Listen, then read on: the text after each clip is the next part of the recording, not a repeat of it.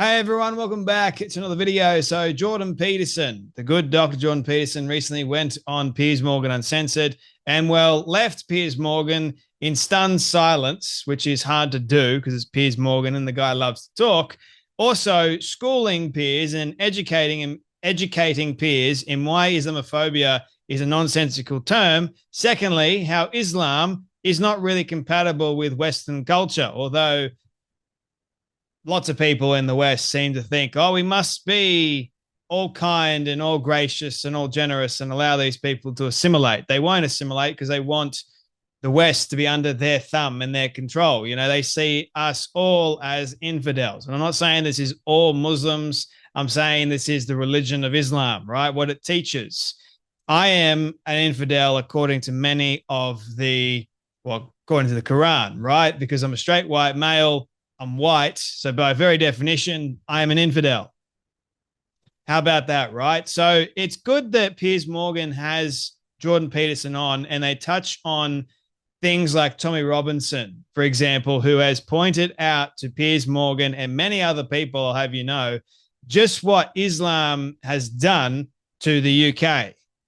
If it's any evidence as to why Islam is not compatible with the West, look no further in the UK grooming gang scandal at the moment that lots of people are outraged about, and rightfully so. By the way, the UK government yesterday, if you weren't already aware, voted against a national inquiry. 364 MPs decided to vote against a national inquiry that would potentially help this case. I don't personally think that a national inquiry is going to do much good. I think more needs to be done, such as letting police go after these criminals and these scumbags and putting them behind bars where they rightfully belong, or potentially worse. But what I found good was that Piers actually listened.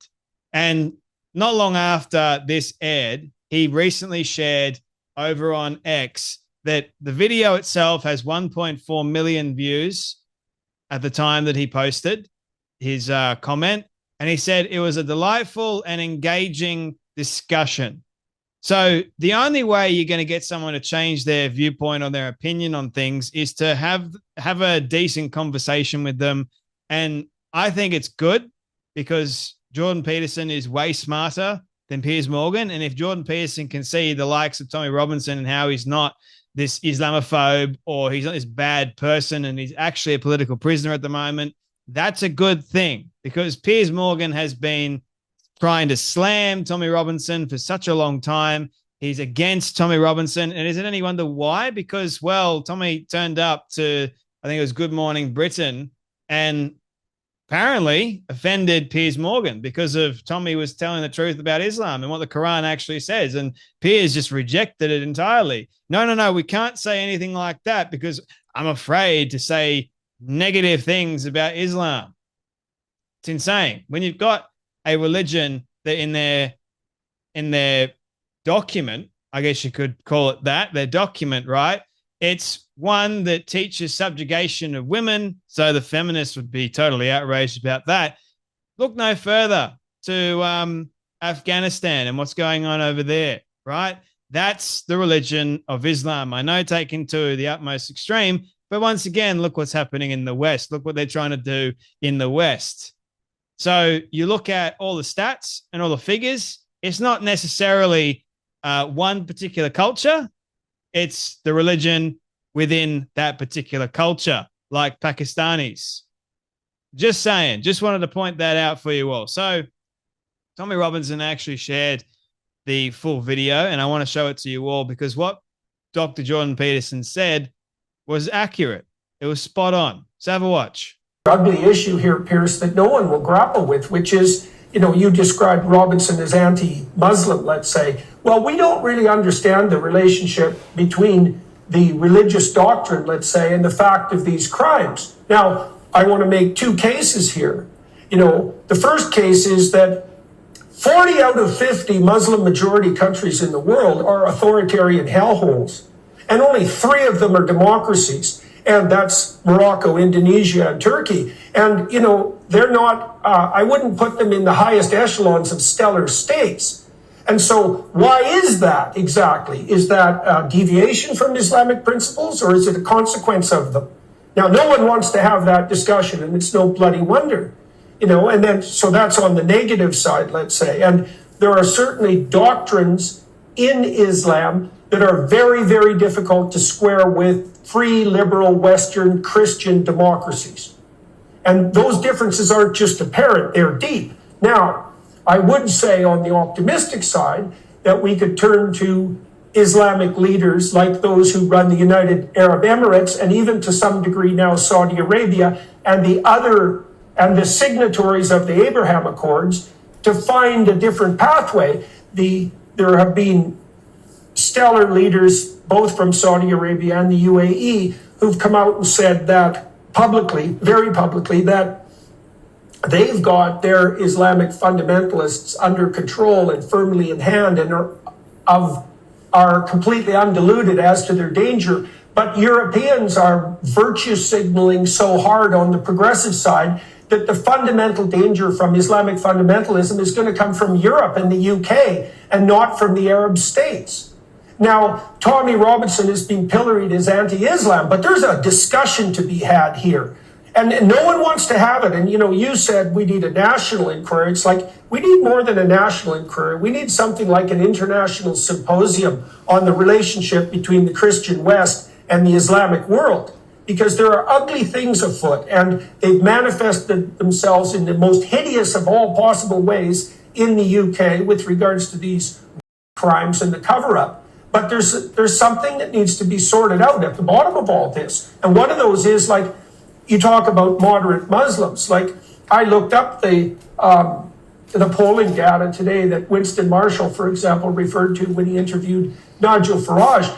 And, it's about 3/4 of UK Muslims would be perfectly content if Sharia law happened to be the principle of the day for the UK as a whole. And that it would be fine if Islam became the national religion. Now, that's 75%.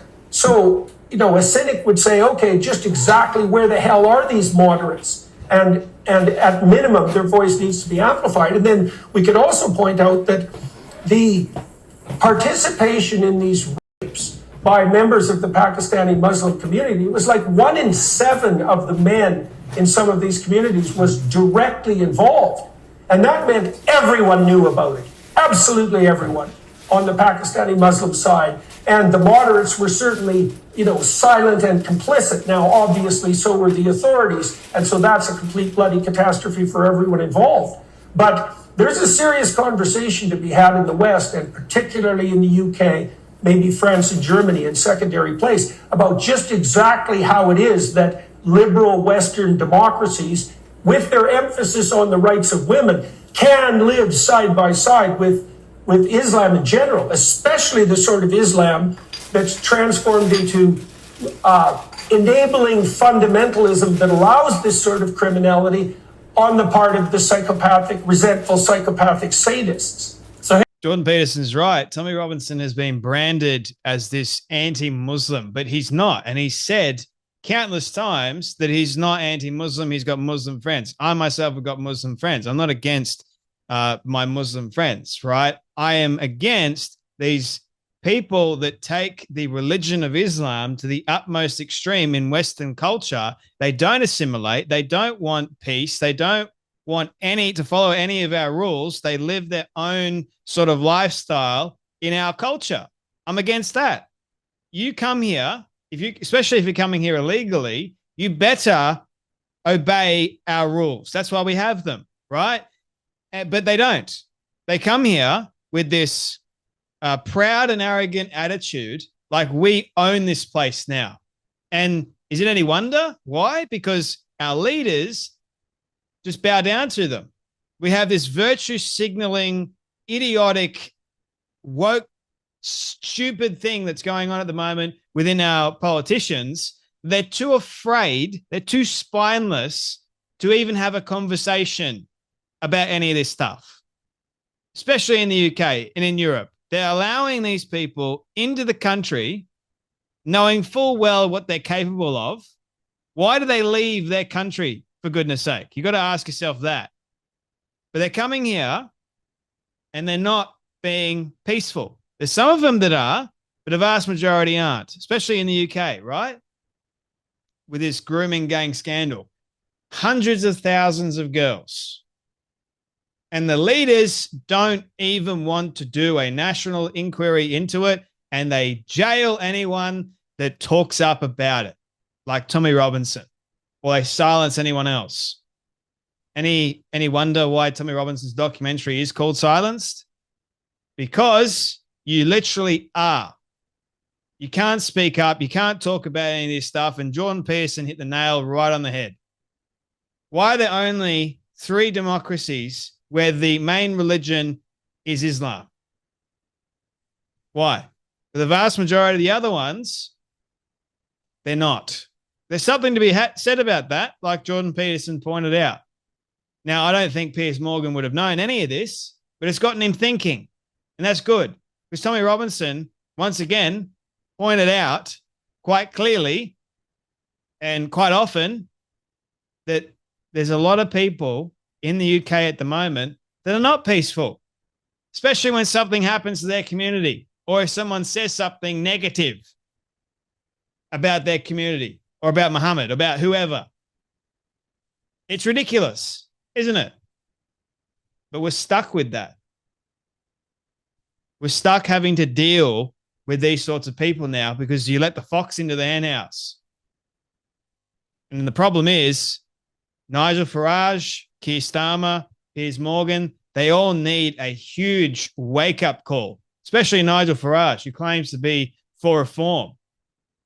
You can't be really for reform if one of the people that truly is for reform is sitting in solitary confinement where he has no business or reason being in there, aside from the fact that a Labor prosecutor decided to put him there. It's absurd. So we need to have more conversations like this. And no, I will not stop having them until such time as things start happening. Things start changing. And I'm glad that the video with Jordan Peterson got the amount of views that it did. Because people need to wake up and realize that what's going on in the West with our leaders, it needs to change and change for the better. And I hope so. Otherwise, we're screwed. Anyway, you guys take care. Be blessed. And I'll see you all in the next video.